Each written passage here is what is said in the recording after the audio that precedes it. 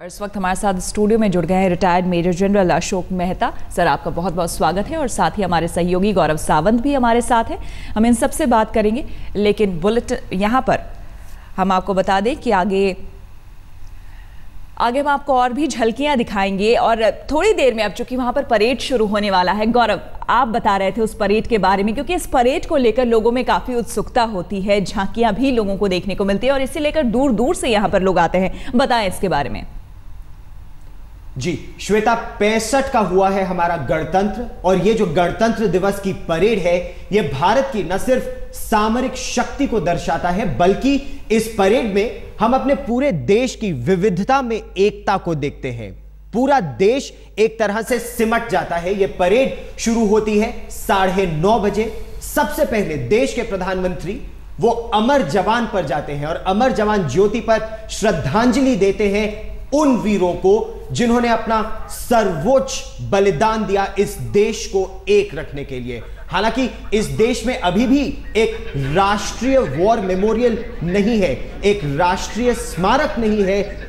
India gate अंग्रेजों ने बनाया था, अमर जवान ज्योति 71 की लड़ाई के बाद 72 में बनी थी, उस विक्ट्री को, उस जीत को दर्शाने के लिए, लेकिन आज तक एक राष्ट्रीय स्मारक हमारे पास नहीं है।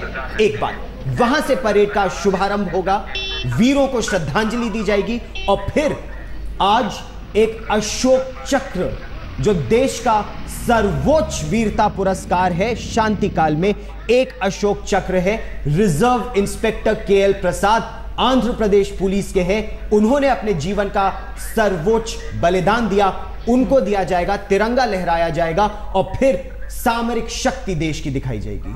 मेजर जनरल अशोक मेहता, 65वां गणतंत्र दिवस आज हमारा देश मना रहा है। इस वक्त क्या महसूस कर रहे हैं आप, क्या कहना चाहेंगे? सबसे पहले ये एक बहुत बेहतरीन दिन है हमारे ज़िंदगी का, और ये जो परेड आप देखेंगे, ये परेड यूनिटी इन डाइवर्सिटी का एक मॉडल है।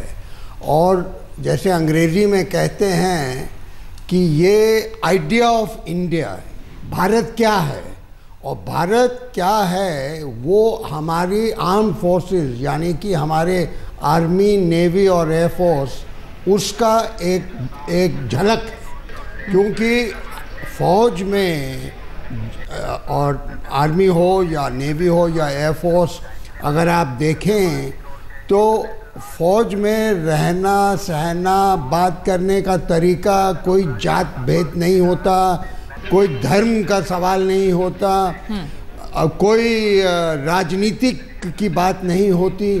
तो ये एक बड़ा शानदार नमूना है डिसिप्लिन का, ट्रेडिशन का, और जैसे भारत को बनना चाहिए। जो आप कह रहे हैं वो डिसिप्लिन इस परेड में देखने को मिलती है, जो कि सिविलियंस आमतौर पर नहीं देख पाते हैं, और इसीलिए खास करके दूर दूर से यहाँ पर लोग पहुंचते हैं। तो देश अपना 65वां गणतंत्र दिवस मना रहा है।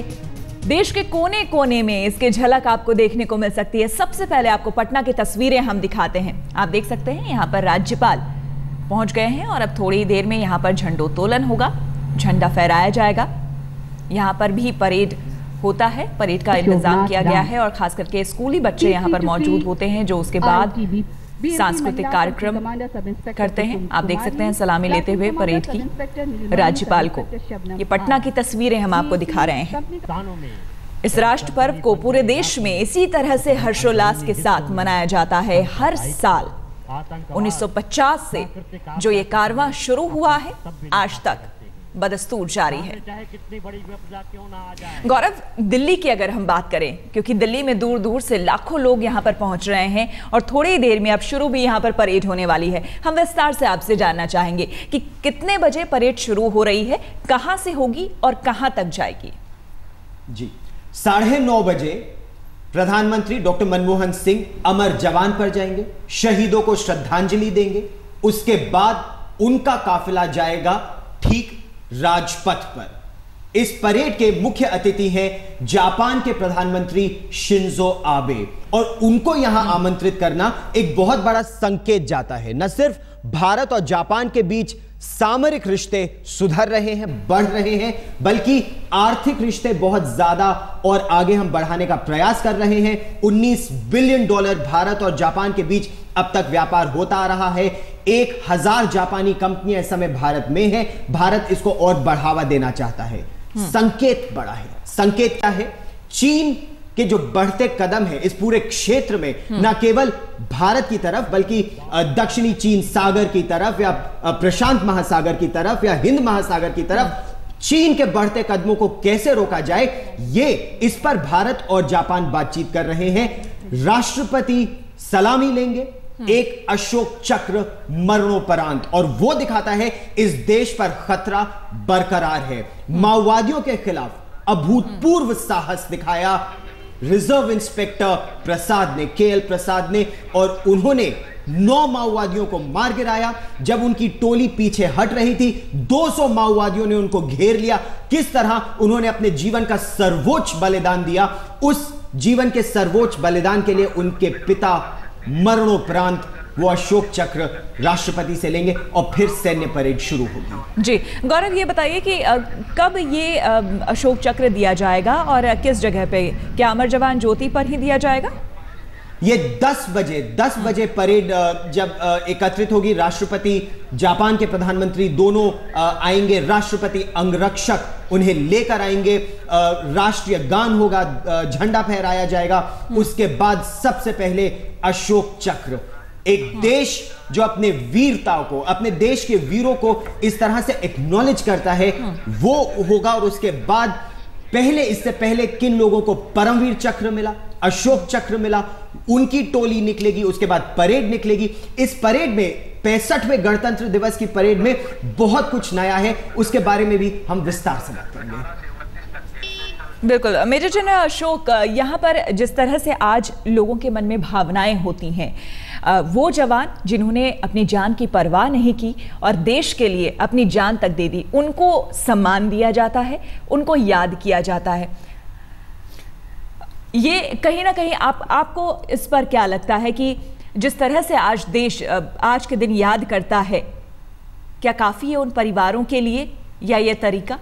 नहीं, ये काफ़ी तो नहीं है, लेकिन ठीक है जैसे हो रहा है। क्योंकि पहले 4-5 साल पहले एक डिबेट शुरू हो गई थी हमारे देश में कि रिपब्लिक डे परेड को रोक देना चाहिए। हमारे दिल्ली के चीफ मिनिस्टर जो अभी बने हैं, उन्होंने भी बयान दे दिया कि रिपब्लिक डे का क्या मतलब है। तो ये मेरे ख्याल में ये बड़ी गलत भावना है, क्योंकि हमारे देश में आपकी सुरक्षा के लिए, देश की सुरक्षा, नागरिक की सुरक्षा, अभी माओवादी की बात हुई है, तो जब आप सुरक्षा की बात करते हैं तो उस सुरक्षा का नाम लेते ही आप जवान के बारे में सोचते हैं। वो जवान जो सियाचिन पे तैनात है 21,000 फीट पर, जो नागालैंड में बैठा है जंगलों में, जो चीन के बॉर्डर पे है, पाकिस्तान के लाइन ऑफ कंट्रोल पर है, तो उन लोगों के लिए हम उनको रिपब्लिक डे के दिन सिर्फ याद करते हैं। हमें उनको हमेशा याद रखना चाहिए। एक कोई वॉर मेमोरियल अभी तक नहीं बना है, कैसे याददाश्त होती है। आप बाहर के देश को देखिए, ग्रेट ब्रिटेन को देखिए, वो पूरे 2 हफ्ते तक एक पूरा कोई ब्रिटिश नागरिक नहीं मिलेगा जो 2 हफ्ते के लिए यहाँ पर अपने कॉलर पर एक पॉपी नहीं लगाता। वो जितने भी उन्होंने वर्ल्ड वॉर 1, वर्ल्ड वॉर 2, जितने भी युद्ध में बिल्कुल, और कहीं ना कहीं बिल्कुल इसकी कमी है जो कुछ लोग, एक तबका है वो महसूस करता रहा है हमेशा से, और बिल्कुल ऐसा होना चाहिए।